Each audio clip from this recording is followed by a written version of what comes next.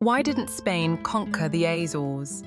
Why are they Portuguese, even though Spain controlled everything westward? In the 15th and 16th centuries, the world was being divided by two seafaring superpowers, Spain and Portugal. Spain conquered vast parts of the Americas. Portugal built a global trading network from Africa to India and the East Indies. On paper, Spain ruled the Atlantic, but one group of islands deep in that ocean remained Portuguese, the Azores.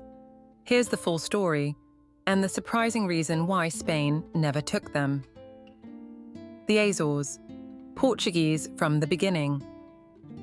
The Azores were discovered between 1427 and 1432 by Portuguese explorers, most likely Diogo de Silves or one of his contemporaries.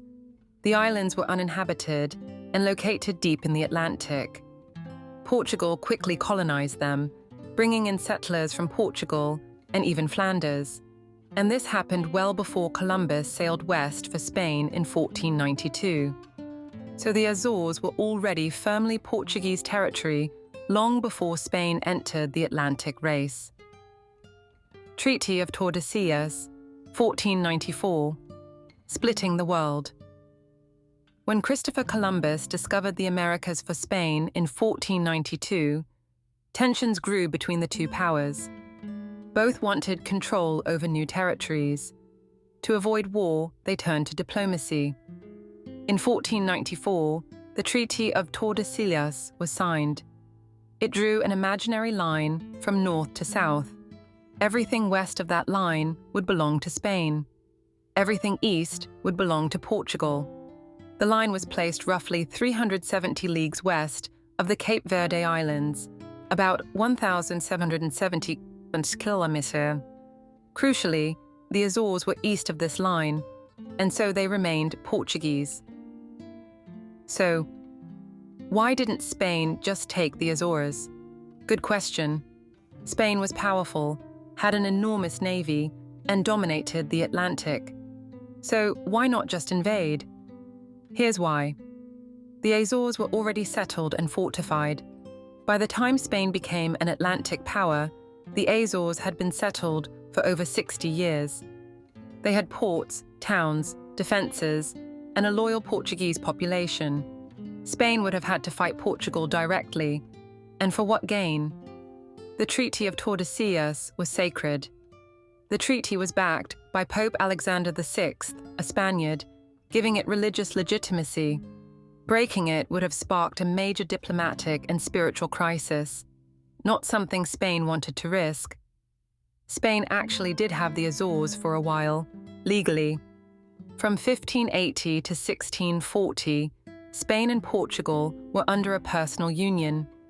The King of Spain, Philip II, became King of Portugal too. During this time, Spain controlled the Azores, but through inheritance, not war. After Portugal regained independence in 1640, the Azores remained with Portugal, as they always had.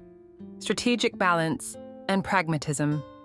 Spain had more than enough on its plate, from South America to the Philippines. Attacking a longtime ally and fellow Catholic power over a handful of islands would have been strategically foolish. Bonus, why Brazil is Portuguese, thanks to the line. Here's a twist. The Treaty of Tordesillas also gave Portugal a surprise bonus.